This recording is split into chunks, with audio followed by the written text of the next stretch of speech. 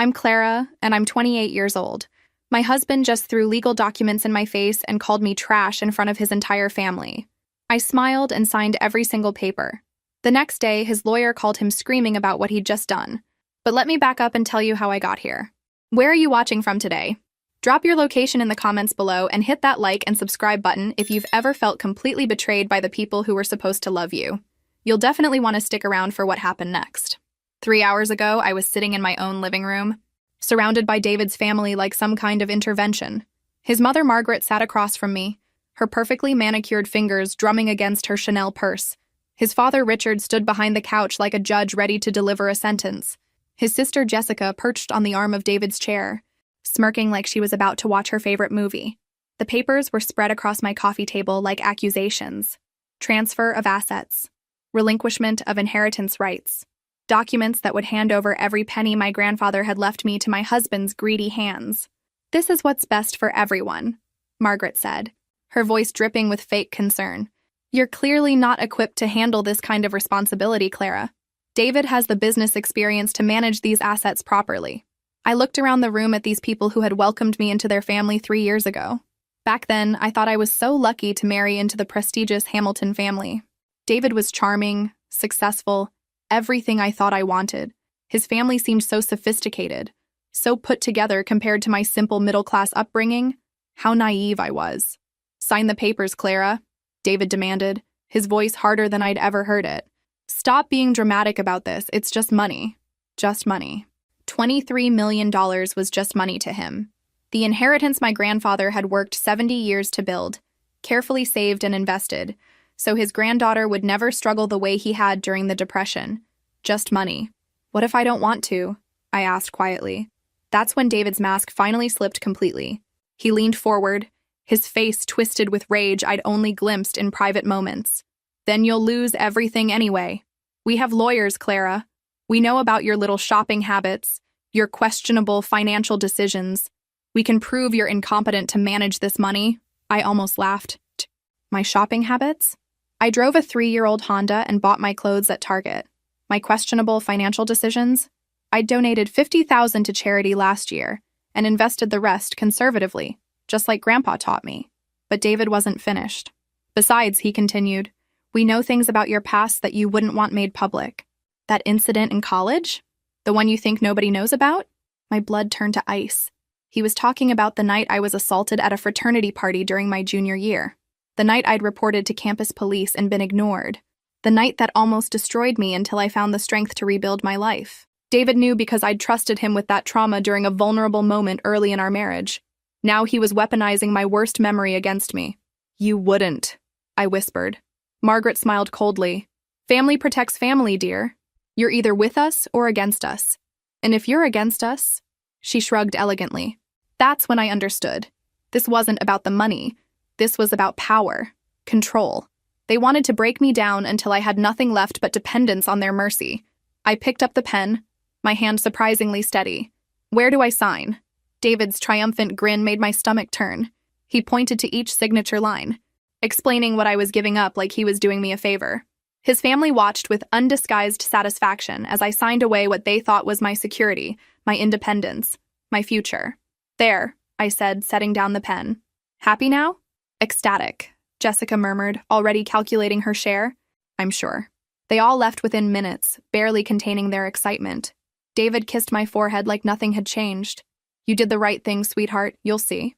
After they were gone, I sat alone in the silence, staring at those signed documents. For a moment, I felt hollow, empty, like they'd succeeded in taking everything that mattered. Then David's phone rang. I could hear him answer in the driveway, his voice confident and victorious. But within seconds, his tone changed completely. "What do you mean?" I heard him shout. "What clause? What are you talking about?" That's when I smiled for the first time in hours. The story really started 2 years before that awful afternoon, back when I was still naive enough to believe in fairy tales and happy endings.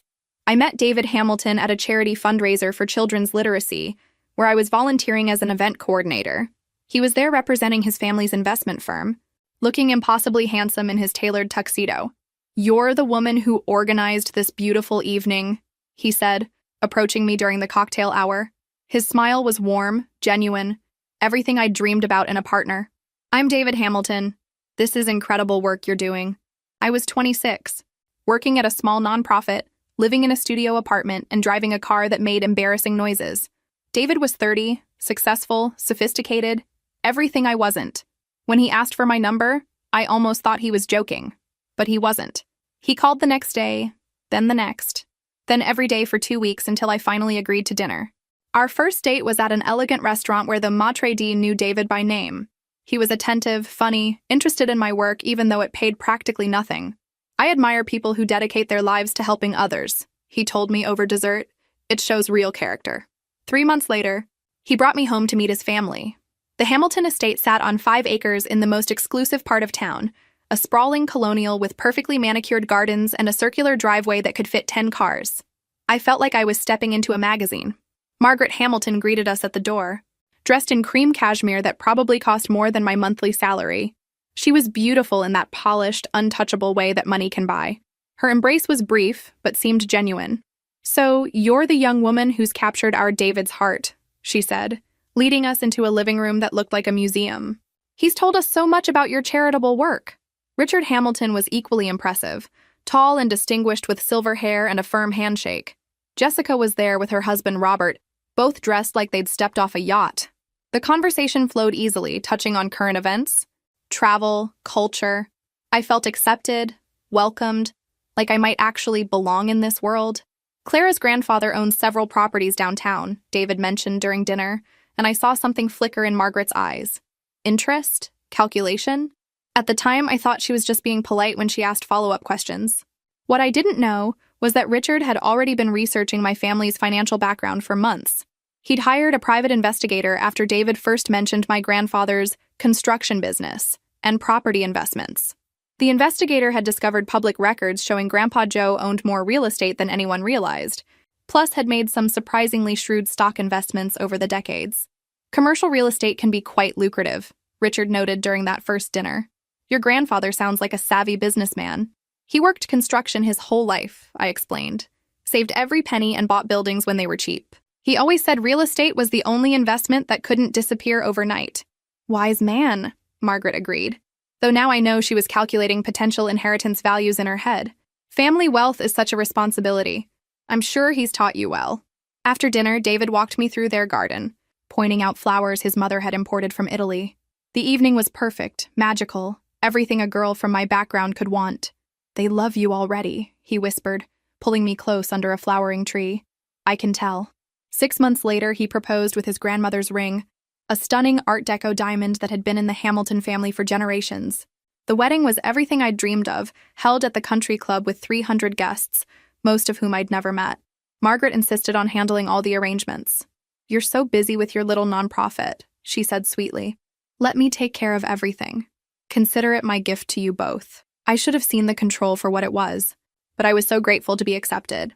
My own parents had died in a car accident when I was 22, leaving me essentially alone in the world except for Grandpa. Having a family again, being part of something bigger than myself, felt like a miracle. The first year of marriage was blissful. David was attentive, supportive of my work, protective of our private time together. His family included me in holiday celebrations, birthday dinners, social events. I felt like I'd finally found where I belonged. Then Grandpa died suddenly of a heart attack, and everything changed. I inherited everything. Not just the downtown properties, but stocks, bonds, cash accounts, collectibles, even some mineral rights he'd acquired decades earlier. The lawyer explained that Grandpa had been far wealthier than anyone realized, quietly building a fortune while living modestly in his small house. "Your grandfather was quite specific about the inheritance structure," Jonathan Pierce had explained during the reading. "Everything goes to you personally, with certain protections in place should anyone attempt to coerce you into relinquishing control." David seemed genuinely happy for me at first. "Your grandfather obviously loved you very much," he said, holding me while I cried. "He wanted to make sure you were taken care of."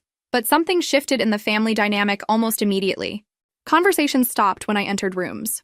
Margaret would smile and ask about our assets and our financial planning. Jessica made comments about how nice it must be to never worry about money again. The pressure hadn't started yet, but I could feel the change in the air like the electricity before a storm. The pressure started slowly, so subtly that I almost didn't recognize it for what it was. About 6 months after Grandpa's death, David began bringing up financial topics during casual conversations. You know, honey, managing this kind of wealth requires expertise, he'd say while we were watching TV. Maybe we should consider consolidating everything under professional management. I have a financial advisor, I'd remind him. Mr. Pierce recommended someone excellent. But wouldn't it make more sense to use my family's firm? They've been managing the Hamilton assets for generations. They know what they're doing. When I expressed hesitation, he'd drop the subject, but it always came back up. During family dinners, Richard would casually mention market trends and investment strategies, speaking just over my head in financial jargon that made me feel stupid and uninformed. Of course, Clara wouldn't understand these complexities, Margaret would say with a patronizing smile. She's got such a good heart, but business isn't really her forte, is it? The comments grew more pointed over time. Jessica made jokes about my shopping addiction when I bought a new dress for a charity event. Margaret questioned my decision to donate money to my old nonprofit, suggesting that perhaps I should be more strategic with my giving. Wealthy families have obligations, she explained one afternoon over tea. We support the right causes, the ones that matter to people who matter. Your little literacy program is sweet, but it's not exactly making waves in the community. I began to feel guilty about every purchase, every decision, every dollar spent. They had a way of making everything seem frivolous or naive. When I wanted to set up a scholarship fund in Grandpa's name, David suggested we wait until we had a proper investment strategy in place. You don't want to waste his legacy on impulsive giving, he said reasonably. Let's be smart about this. The real manipulation began when they started questioning my mental state. If I forgot something minor, Margaret would exchange meaningful looks with David. If I seemed tired or stressed, Jessica would comment about how overwhelming it must be to handle so much responsibility. I worry about Clara sometimes, I overheard Margaret telling someone on the phone. All that money, and she's so young, so inexperienced. David's trying to help her, but she can be quite stubborn about accepting guidance. They planted seeds of doubt about my judgment, my capabilities, my right to make decisions about my own inheritance. Every conversation felt like a test I was failing. Every choice I made seemed to confirm their assessment of my inadequacy. The turning point came when I discovered David had been going through my personal papers. I found him in my home office one evening, my financial statements spread across the desk. What are you doing? I asked, shocked by the violation of privacy. Just trying to understand our complete financial picture, he said without embarrassment. We're married, Clara. What's yours is mine, legally speaking. That's not how it works with inheritance, I said, feeling a chill run down my spine. These are my personal accounts. His expression hardened slightly. Are you keeping secrets from me? Is there something you don't want me to know about? The accusation stung because it was so unfair. I'd been nothing but transparent about everything, sharing information freely because I trusted him. But somehow, he was making my discomfort about his snooping seem like evidence of my deception. I just think there are boundaries, even in marriage, I said carefully. Boundaries, he repeated, like the word tasted bitter. Between husband and wife? That's interesting, Clara. What happened to, for better or worse? For richer or poorer? Or does that only apply when I'm the one with less money? That night was the first time David made me feel like my inheritance was somehow damaging our marriage, like my financial security was threatening his masculine pride. He slept in the guest room, claiming he needed space to think about our trust issues. I lay awake wondering how protecting my grandfather's legacy had somehow become a betrayal of my husband. The next morning, Margaret called to invite me to lunch. Just us girls, she said brightly. I think we need to have a heart-to-heart about some things. What I didn't know was that she'd already been planning this conversation for weeks, waiting for the right moment to begin the final phase of their campaign to gain control of my inheritance. Have you ever been in a situation where people you trusted started making you doubt your own judgment? Share your experiences in the comments below, because what Margaret told me that afternoon changed everything I thought I knew about my marriage and my place in the Hamilton family. Margaret chose the restaurant. Of course. Le Bernardin, the kind of place where waiters knew your preferences before you sat down, and discretion was purchased along with overpriced wine. She arrived first, already seated at a corner table that offered privacy and a perfect view of the entire dining room. Darling, she said, air kissing my cheeks like we were old friends instead of increasingly tense family members. You look tired? Are you sleeping well? The concern felt genuine, which made what followed even more devastating. We ordered salads neither of us would eat and wine that Margaret consumed while I barely touched. I wanted to speak with you privately because I care about you, she began, her manicured fingers wrapped around her wine glass. David is my son, but you've become like a daughter to me these past few years. I smiled, genuinely touched by what seemed like affection. That's why this conversation is so difficult, she continued, her voice dropping to a conspiratorial whisper. I'm worried about what this money is doing to you, to your marriage, to our family. What do you mean? I asked, though I was beginning to understand. Margaret sighed dramatically. Money changes people, Clara. Even good people, even people we love. I've watched you become more distant, more suspicious. David tells me you've been secretive about your finances, excluding him from decisions that affect your shared future. I haven't been secretive, I protested. I've just been careful. Careful of what? Your own husband? Margaret's eyebrows rose in perfectly feigned surprise. Clara, dear, that's exactly what I'm talking about. This inheritance has made you paranoid, distrustful. You're creating problems where none exist. She leaned forward, her expression earnest. David loves you desperately. He's trying to help, to protect you from making mistakes that could cost you everything. But instead of appreciating his expertise, you're treating him like an enemy. The words stung because they contained just enough truth to seem reasonable.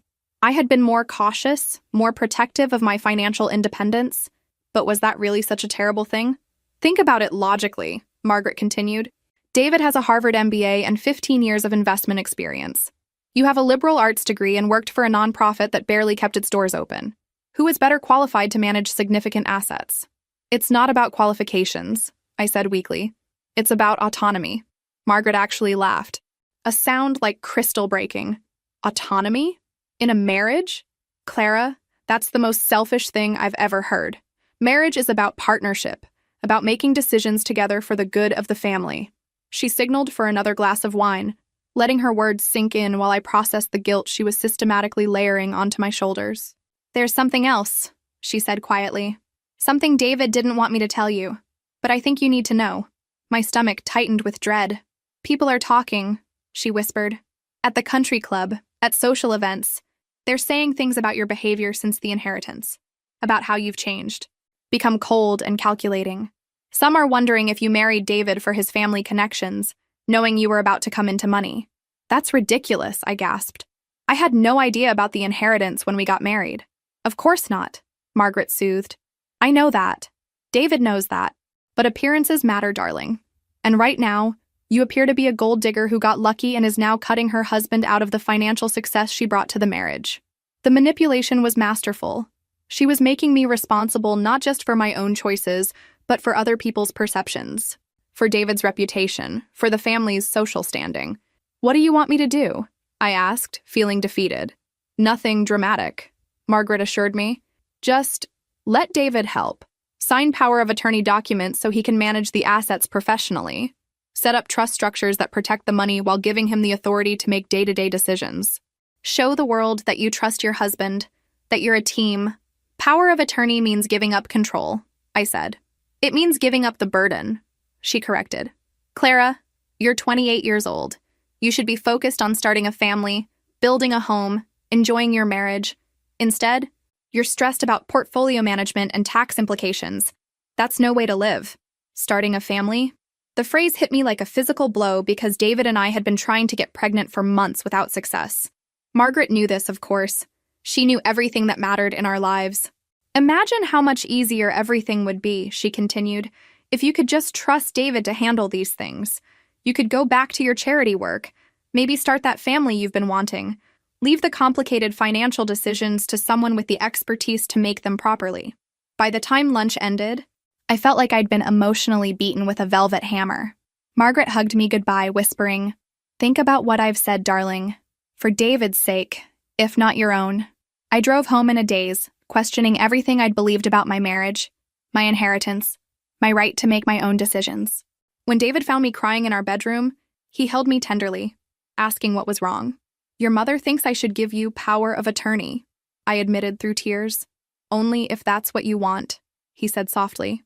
"I'd never pressure you about something so important." But the pressure was already there, built into every conversation, every family gathering, every interaction with the people I'd trusted to love me unconditionally. I was drowning in their expectations, and they were the only ones offering to throw me a rope. That night, David made love to me with a tenderness I hadn't felt in months. whispering promises about our future together, about the children we'd have, about growing old together in the Hamilton family legacy. I almost signed the papers the next morning. Almost. I would have signed those power of attorney documents if not for a conversation that changed everything. It happened 3 days after my lunch with Margaret, during what should have been a routine appointment with my grandfather's lawyer, Jonathan Pierce. "Mrs. Hamilton," he said after we'd finished reviewing some estate paperwork, "I hope you don't mind me asking, but is anyone pressuring you about your inheritance?" The question caught me off guard. "Why do you ask?" "Your grandfather left very specific instructions with me. He was concerned about certain possibilities. He wanted me to monitor for any signs that someone might try to coerce you into signing away control of your assets." I stared at him, suddenly alert. "What kind of instructions?" Mr. Pierce pulled out a thick file I'd never seen before. "Your grandfather was a very careful man, Mrs. Hamilton. When he learned about your engagement to David Hamilton, he did some research into the family's financial situation." "What kind of research?" "The kind that revealed the Hamilton investment group was heavily leveraged and facing significant losses from bad investments. The kind that showed your husband's family was in desperate need of capital infusion." The room felt like it was spinning. He knew about their financial problems? More than that, he anticipated that they might approach you about your inheritance. That's why he built certain protections into your inheritance structure. Mr. Pierce opened the file and showed me documents I'd never seen before. Financial reports on the Hamilton family business, credit histories showing mounting debts, and most shocking of all, a private investigator's report detailing their extravagant lifestyle funded by increasingly risky investments. "Your grandfather hired investigators?" I asked, stunned. "He wanted to make sure you had all the information you needed to protect yourself. He also discovered some other troubling information about your husband."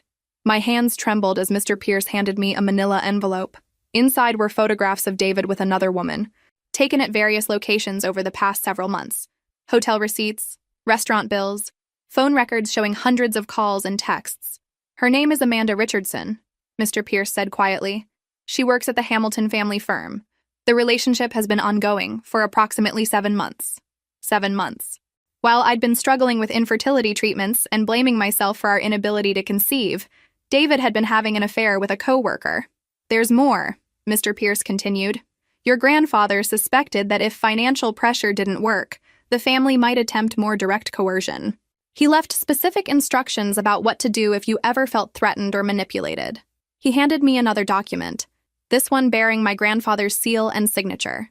"If anyone attempts to pressure you into signing away control of your inheritance through threats, manipulation, or false pretenses, this document authorizes immediate legal action. It also voids any spousal property rights and triggers a clause in your prenuptial agreement that protects your assets from any claims." "We didn't have a prenuptial agreement," I said, confused. "Actually, you did. Your grandfather insisted on it before the wedding. David signed it as a condition of receiving a substantial wedding gift from your grandfather. The agreement includes specific provisions about infidelity and financial coercion that would void any claims to your inheritance." I sat in that office for 2 hours, reading every document, studying every photograph, understanding the full scope of how completely I'd been manipulated. The evidence was overwhelming and devastating. But what struck me most was my grandfather's foresight. Even facing his own mortality, he'd been protecting me from dangers I couldn't have imagined. "What should I do?" I asked finally. "That's entirely up to you, Mrs. Hamilton. But I would suggest you be very careful about signing any documents related to your inheritance. And if you do decide to sign anything, make sure you understand exactly what you're agreeing to." When I drove home that evening, I felt like I was seeing my marriage and my in-laws with completely new eyes. Every conversation, every suggestion, every family gathering had been calculated to move me toward this moment when I'd willingly hand over control of my inheritance. David was waiting anxiously when I got home, still pushing for me to sign the power of attorney papers. "Did you have time to think about what we discussed?"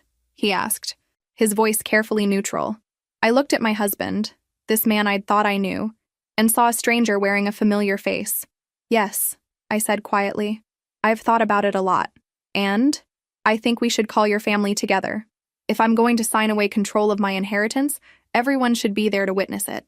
Make it official." David's smile was triumphant and predatory. "That's my girl. I knew you'd make the right choice." That night, while David slept peacefully next to me, probably dreaming about his family's financial salvation, I lay awake planning exactly how I was going to use their own greed against them. The family meeting was scheduled for Sunday afternoon at our house. I spent the week preparing meticulously, playing the part of the compliant wife who had finally seen reason. David was practically glowing with anticipation, treating me with a tenderness that would have been touching if I hadn't known it was completely fake. "You're doing the right thing, sweetheart," he kept saying. "You'll see how much easier everything becomes once the professionals are handling the complicated stuff." Margaret called daily to check on the arrangements, making suggestions about catering and flowers as if we were planning a celebration, rather than what she thought would be my financial surrender. "I'm so proud of you for putting family first," she gushed during one call. "David was so worried about the stress this was putting on you. I played my role perfectly, expressing relief about giving up the burden of managing my inheritance and excitement about focusing on more important things like starting a family. The performance made me sick, but it was necessary for what I had planned. On Saturday, I made one final visit to Mr. Pierce's office. He had prepared additional documentation that would ensure everything was legally airtight, including a detailed recording device that would capture everything said during the meeting. "Are you sure you want to do this, Mrs. Hamilton?" Mr. Pierce asked. "Once you set this in motion, there's no going back." "They made their choice when they decided to treat me like a walking dollar sign," I replied. "Now they get to live with the consequences." Sunday arrived with perfect weather. Sunshine streaming through our windows like nature was highlighting the stage for the final act. I dressed carefully in a navy blue dress that David had complimented before, wanting to look composed and rational for what was about to unfold. The Hamilton family arrived promptly at 2 o'clock, all of them dressed for the occasion like they were attending a board meeting. Margaret brought champagne, Jessica carried flowers, and Richard had his briefcase full of legal documents. "This is such a wonderful day," Margaret announced, kissing my cheek with what I now recognized as pure greed, disguised as affection. Family taking care of family. We gathered in the living room, the same space where David had first pressured me weeks before. David sat beside me on the couch, his hand resting possessively on my knee. His parents took the chairs across from us, while Jessica and Robert flanked them like supporting actors in a well-rehearsed play. "Before we begin," Richard said, opening his briefcase, "I want to express how proud we are of Clara for making this mature decision. Managing significant wealth is a tremendous responsibility, and recognizing when you need help is a sign of wisdom, not weakness." "Absolutely," Margaret agreed. "And Clara, darling, you should know that we've already been in touch with our wealth management team. They've prepared some preliminary investment strategies that will maximize your returns while minimizing your tax burden. They'd been planning how to spend my money before I'd even agreed to give it to them." The casual presumption was breathtaking. "I appreciate everyone being here," I said, standing up slowly. "This decision has been weighing on me for weeks, and I wanted my whole family present when I made it official." David squeezed my hand encouragingly. "Take your time, honey." I walked over to the side table where I'd placed several manila folders earlier. "Before I sign anything, though, I think everyone should understand exactly what we're discussing." "What do you mean?" Jessica asked, a note of uncertainty creeping into her voice. I opened the first folder and pulled out the financial reports on the Hamilton family business. "I mean that I know the real reason you want control of my inheritance." The temperature in the room seemed to drop 10 degrees instantly. "Richard, your investment firm is 3 months away from bankruptcy. You've been using client funds to cover operational costs, which is not just unethical, it's illegal." I placed the documents on the coffee table where everyone could see them. Richard's face went white. "Where did you get those?" "Margaret, you've been lying to the country club about your financial situation for years. Your membership is in arrears, and you've been using your jewelry as collateral for personal loans." More documents joined the first stack. Margaret started to stand, but I held up my hand. "I'm not finished." "Jessica, your boutique is failing. You owe over $200,000 to creditors and suppliers. Robert, your gambling debts are approaching 6 figures. The room was completely silent except for the sound of papers rustling as I continued building my evidence pile. "And David," I said, turning to my husband with a smile that felt like broken glass, "you've been having an affair with Amanda Richardson for 7 months. Hotel receipts, phone records, photographs, everything's here." David jumped up, his face cycling through shock, denial, and finally rage. "Clara, you don't understand." "I understand perfectly," I interrupted. "Your family has been planning to steal my inheritance since before we got married. You've been cheating on me while manipulating me into trusting you with my financial future." I pulled out my grandfather's prenuptial agreement and read key passages aloud, watching their faces crumble as the full scope of their exposure became clear. "So yes," I said, reaching for a pen, "I'm absolutely going to sign these power of attorney documents. Right now, in front of all of you. David looked confused but hopeful. Clara, we can explain everything. You don't need to explain anything, I said, signing each document with flourish. Because what you don't know is that my grandfather's prenuptial agreement has a very specific clause about financial coercion and infidelity. I handed the signed papers to Richard, who took them with trembling hands. Congratulations, I said brightly. By pressuring me to sign these documents after committing adultery, David just voided any spousal claims to my assets. The coercion clause means that all of you forfeit any potential inheritance rights, and the infidelity clause triggers immediate divorce proceedings with no alimony. The silence stretched for several heartbeats before David finally understood what had happened. You can't do this, he whispered. I smiled at him, feeling genuinely happy for the first time in months. Already did. And David? Pack your things. All of you need to leave my house now. That's when David called me trash and threw the papers in my face. But I just smiled and waited for his lawyer to call him the next day. You have no idea what you've just done, I said calmly, but you're about to find out. David's lawyer called him at 8:30 the next morning, and I could hear every word from the kitchen where I was calmly eating breakfast and listening to my husband's world collapse over the phone. David? What the hell did you do yesterday? Bradley Morrison's voice was loud enough to carry across the room. I just reviewed the documents you had Clara sign, and you've triggered every protection clause in her prenuptial agreement. What protection clauses? David asked, though his voice already sounded defeated. The ones that void your spousal property rights if you coerce her into signing away her inheritance while committing adultery. David, she has photographs, hotel receipts, phone records, and you pressured her to sign financial documents in front of witnesses while conducting an extramarital affair. I sipped my coffee and watched David's face cycle through confusion, realization, and finally despair. There has to be something we can do, he said desperately. Like what? Challenge a prenuptial agreement you signed voluntarily? Contest evidence that's been professionally documented? David, you've lost any legal claim to her assets, and the adultery clause means no alimony in the divorce. I didn't know about any clauses. That's because you didn't read what you signed 3 years ago. You were so focused on the wedding gift her grandfather provided that you didn't bother to understand the legal implications. After David hung up, he turned to me with an expression I'd never seen before. Not anger, not pleading, but something approaching genuine devastation. Clara, please, we can work through this. I made mistakes, but I love you. You love my money, I corrected. There's a difference. That's not true. Yes, the financial situation got complicated, but my feelings for you are real. I studied his face, looking for any trace of the man I'd married. David, you've been cheating on me for 7 months while manipulating me into signing away my inheritance. Which part of that suggests real feelings? The affair was... Amanda was a mistake. A moment of weakness when I was stressed about the family business. 7 months is not a moment, David. It's a relationship. He slumped into a kitchen chair, suddenly looking older than his 31 years. What happens now? Now you move out.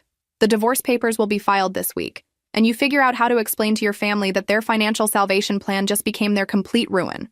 My parents will lose everything. The business, the house, their social standing. You're destroying people who cared about you. I almost laughed at his audacity. I'm not destroying anyone, David. You destroyed yourselves the moment you decided to steal from me. I'm just making sure there are consequences for your choices.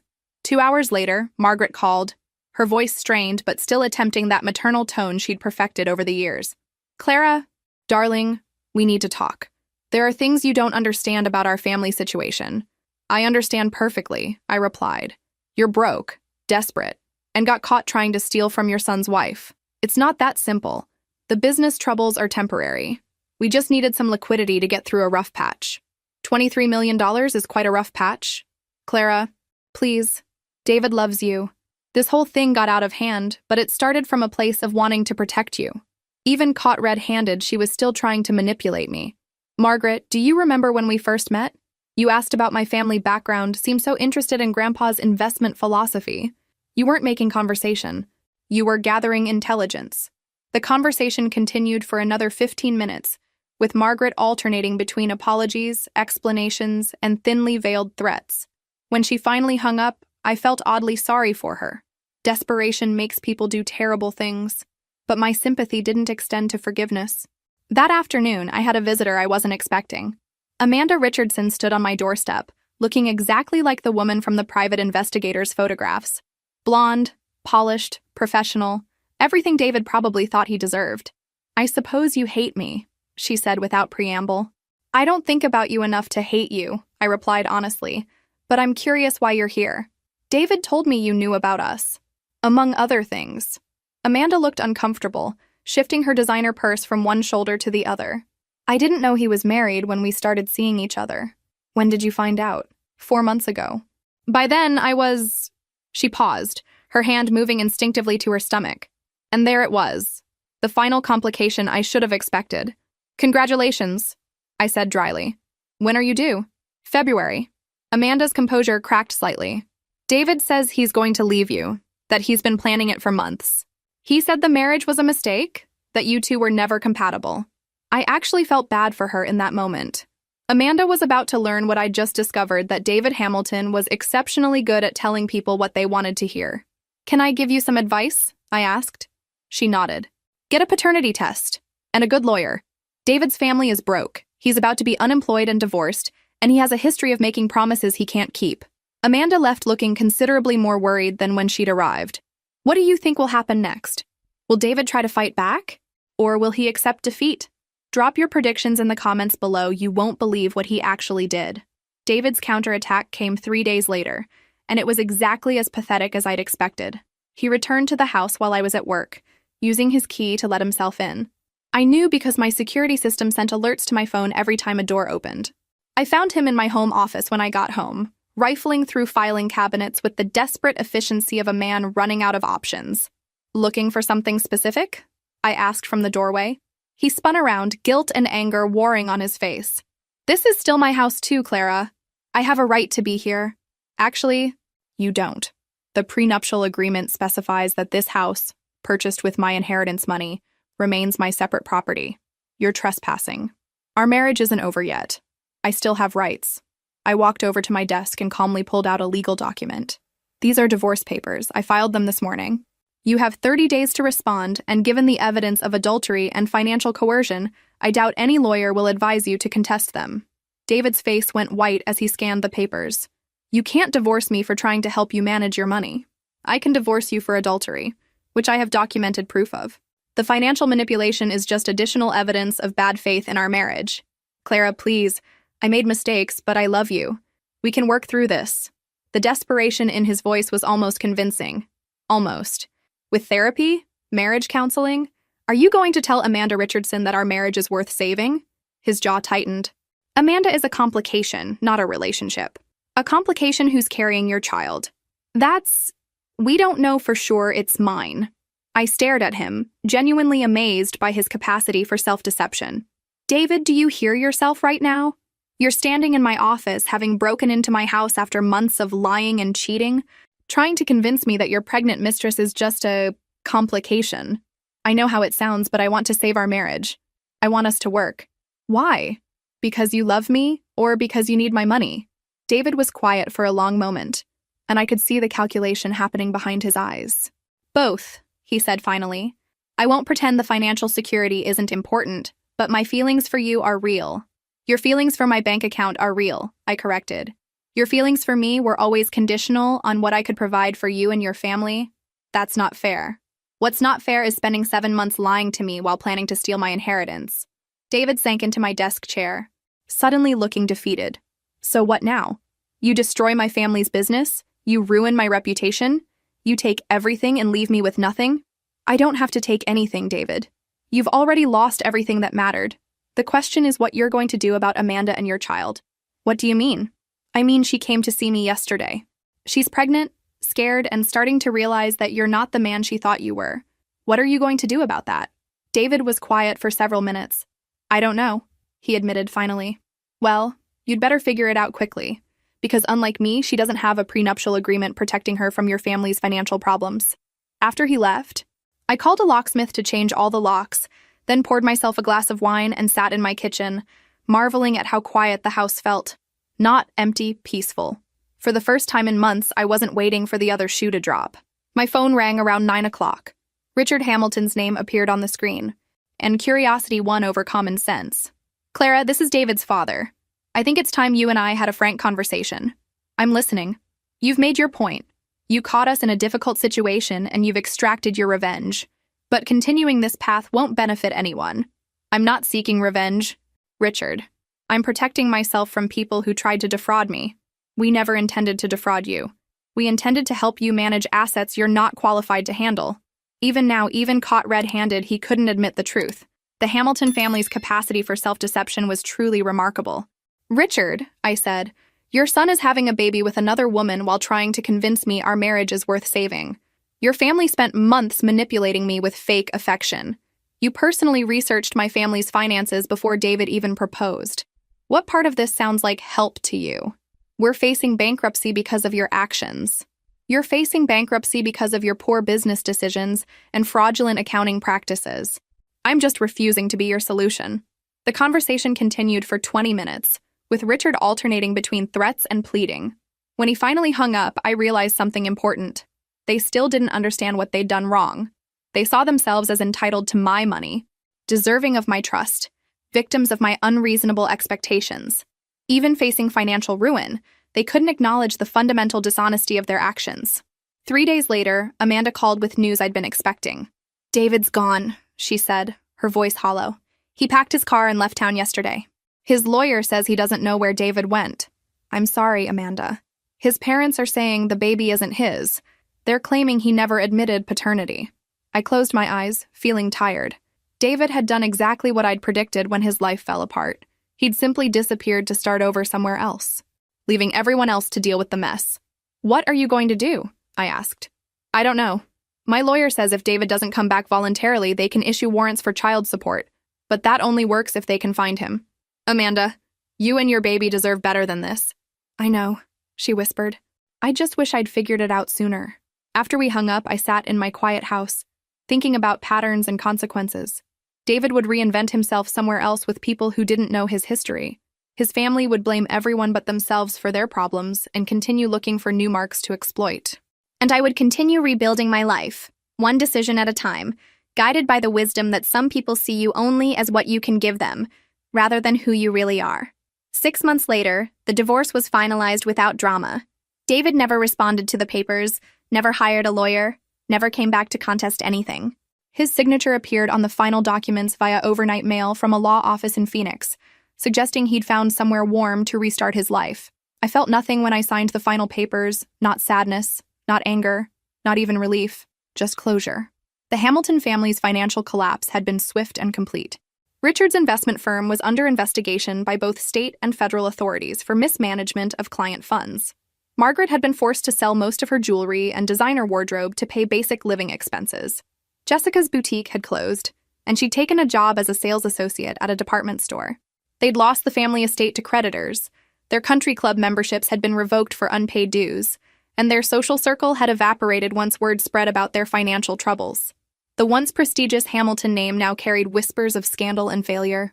I felt no satisfaction in their downfall, just sadness for lives wasted on greed and appearances. My own life was taking shapes I'd never imagined possible. I'd returned to nonprofit work, but with a different perspective and significantly more resources. Using a portion of my inheritance, I'd established the Clara Morrison Foundation, focusing on financial literacy education for young women. You've created something remarkable, my therapist observed during one of our sessions. You've transformed your trauma into purpose. Therapy had been essential for processing everything I'd been through, learning to trust my instincts again, setting healthy boundaries, recognizing manipulation tactics, all skills I'd needed to develop after years of being gaslit by people I'd trusted. The Foundation's first major program was a series of workshops teaching women how to protect their assets and relationships, how to recognize financial abuse, and how to build independent financial security. We'd helped over 200 women in our first year. I'd also started dating again carefully, slowly, with clear boundaries. His name was Thomas, and he was a high school principal who volunteered at one of our financial literacy workshops. He was kind, genuine, interested in my work rather than my bank account. We'd been seeing each other for 4 months, and he still didn't know the full extent of my financial situation. He knew I'd inherited some money from my grandfather and had gone through a difficult divorce, but I hadn't shared the details. When I was ready, I would, but I wouldn't rush the process to accommodate someone else's timeline. I like that you're not trying to impress me with expensive gifts, he'd told me recently. So many people seem to think relationships are about what you can buy for each other. I'd smiled and suggested we cook dinner at my house instead of going to restaurants. Thomas was respecting my boundaries naturally, without pressure or manipulation. It was a revelation to be with someone who was genuinely interested in getting to know me as a person, rather than as an opportunity. My phone rang while I was reviewing grant applications at the foundation office. Amanda Richardson's name appeared on the screen, and I answered with genuine curiosity about how she was doing. "Clara, I hope it's okay that I'm calling. I got your number from the foundation website." "Of course, Amanda. How are you? How's the baby?" "She's wonderful, healthy and happy. I named her Clara." "Actually, I hope that's not weird." I felt unexpectedly touched. "That's not weird at all. It's an honor. I wanted to thank you again for the advice you gave me. Getting that lawyer was the best decision I ever made. We managed to establish paternity and child support before David disappeared completely. I'm glad it worked out. There's something else, though. Something I thought you should know. I heard from someone at David's old firm that there might be a federal investigation into the Hamilton family business. Something about client funds being misused. I wasn't entirely surprised. The kind of financial desperation that had driven their attempt to steal my inheritance suggested deeper problems with their business practices. "Are you involved in any of that?" Amanda asked. "Not directly. My divorce is completely separate from any business issues they might be facing." We talked for another few minutes about her daughter, her new job at a different accounting firm, and her plans for the future.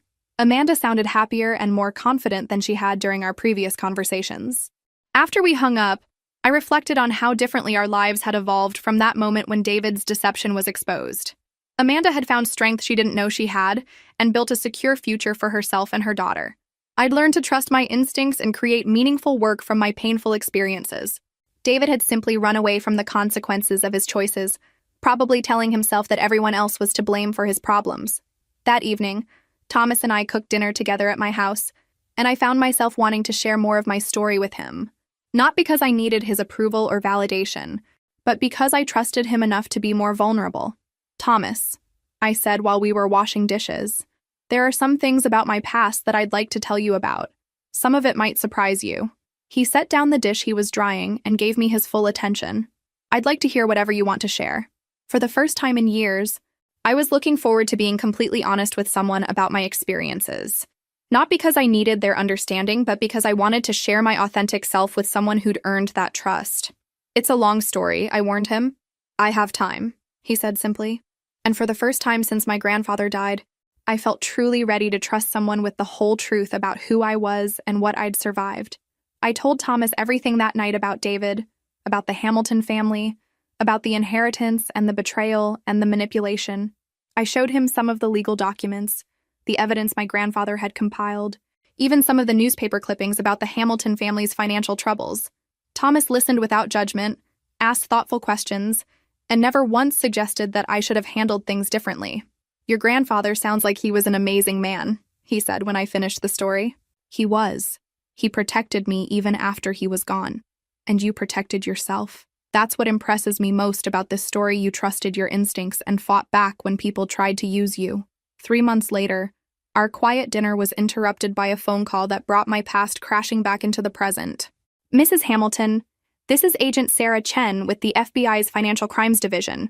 I apologize for calling so late, but we need to discuss some urgent matters regarding your former husband's family business." I felt Thomas's hand squeeze mine reassuringly as I answered. "What can I help you with?" "Agent Chen, we'd like to ask you some questions about Hamilton Investment Group. Are you available to meet tomorrow morning?" The FBI office was exactly what you'd expect: fluorescent lights, bland furniture, and agents who looked like they'd stepped out of a procedural drama. Agent Chen and her partner, Agent Rodriguez, led me into a conference room with files stacked 3 feet high. "Mrs. Hamilton," Agent Chen began, "how familiar are you with your former husband's family business operations?" "Not very. David kept me out of business discussions, and I was never involved in the firm in any capacity."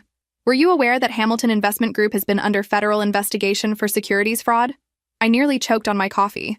"Securities fraud? For the past 2 years, we've been investigating allegations that the firm was running a Ponzi scheme, using new investor funds to pay returns to existing clients while siphoning money for personal expenses." Agent Rodriguez leaned forward. "The scope is significant. Over $60 million in fraudulent transactions, affecting nearly 300 investors.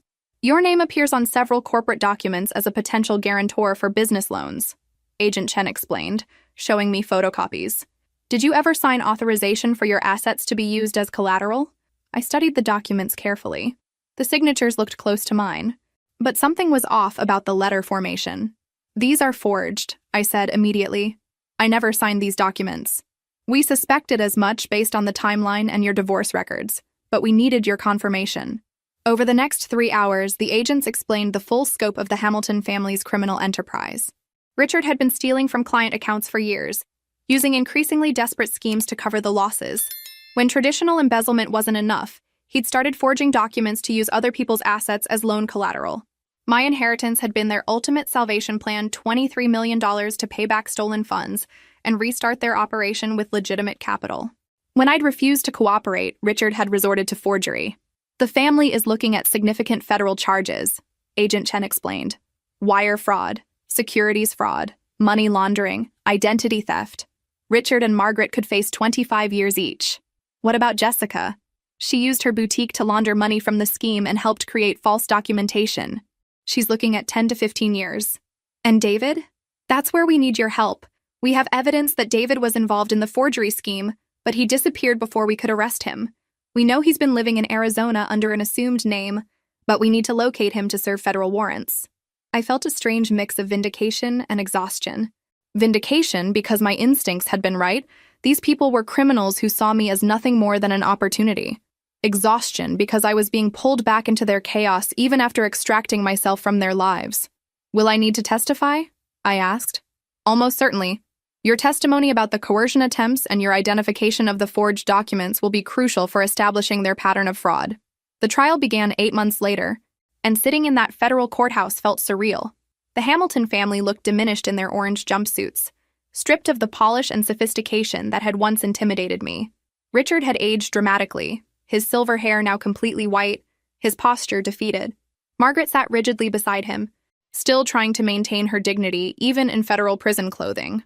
Jessica looked younger somehow, like she'd finally stopped pretending to be someone she wasn't.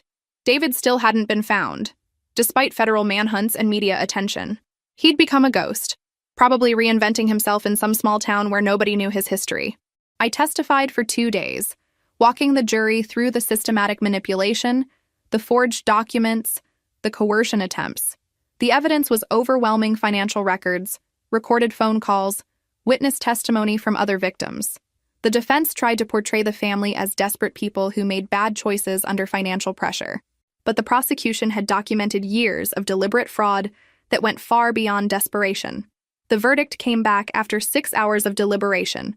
Guilty on all counts. Richard received 22 years. Margaret got 15 years and ordered to pay restitution to victims. Jessica received 8 years in community service. Walking out of that courthouse into bright spring sunshine, I felt like I was finally closing the last chapter of the Hamilton family saga. They would spend the next decades in federal prison, and their victims would receive some compensation from seized assets. But more importantly, I'd learned that my worth wasn't determined by other people's approval or greed. I'd discovered strength I didn't know I had, and built something meaningful from the wreckage of my marriage. That evening, Thomas met me at my house with takeout from my favorite restaurant and a bottle of wine. "How do you feel?" he asked as we sat in my kitchen. "Free," I said simply. Finally. Completely free. 2 years after the trial, I was standing in the community center that housed our foundation's newest program when my assistant handed me a phone message that made my blood run cold. "Mrs. Morrison, there's a David Hamilton calling for you, says it's urgent." David, after 3 years of hiding, of federal manhunts and assumed identities, he was calling me directly. I took the call in my private office, my hands surprisingly steady as I dialed the number. "Clara." His voice was older, wearier, stripped of the charm that had once captivated me. "Thank you for calling back. Where are you?" "David? That doesn't matter. I'm calling because I saw the news about the foundation, about the work you're doing. And I wanted to apologize for everything, for the lies, the manipulation, the affair, for what my family put you through." I sat back in my chair, processing this conversation I'd never expected to have. "Why now, David? Why after all this time?" "Because I'm dying." The words hit me like a physical blow.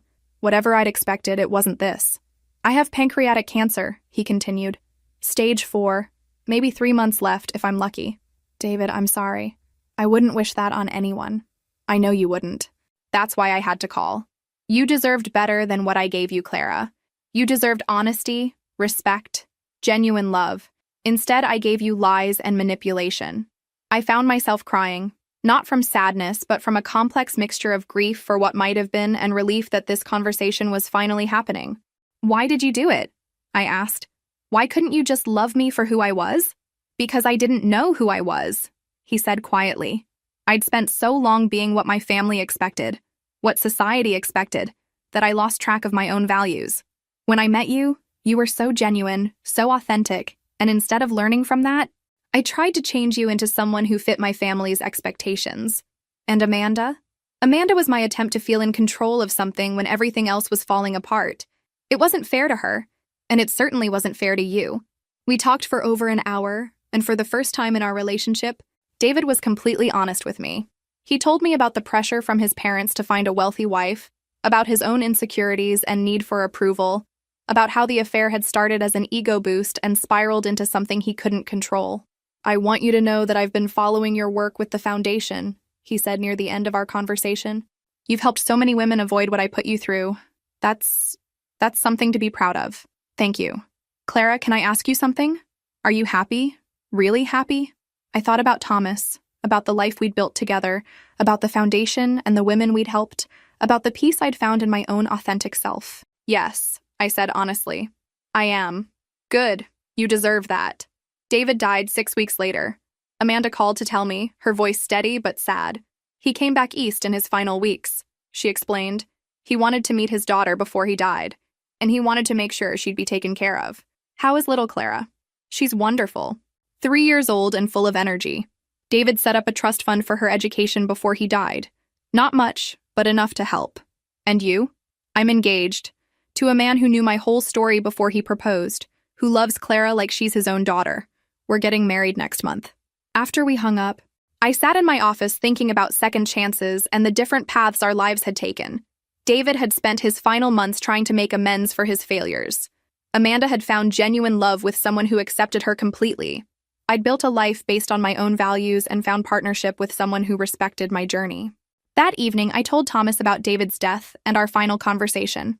How do you feel about all of it? He asked, holding my hand across our kitchen table. Sad for the time we wasted, grateful for the lessons I learned, and peaceful about the life I've built since. Any regrets? I considered the question carefully. I regret the pain everyone went through, but I don't regret standing up for myself or protecting my inheritance. Those choices led me to the work I'm doing now, to this life with you. Thomas squeezed my hand. Your grandfather would be proud. I think he would be. 6 months later, Thomas proposed with a ring he'd designed himself simple. Elegant, nothing like the ostentatious diamond from David's family collection. When he asked me to marry him, he also asked if I'd be comfortable with a prenuptial agreement. Not because I don't trust you, he explained, but because I want you to always feel secure in your independence. I said yes to both the marriage and the prenup, understanding finally that real love seeks to protect rather than possess.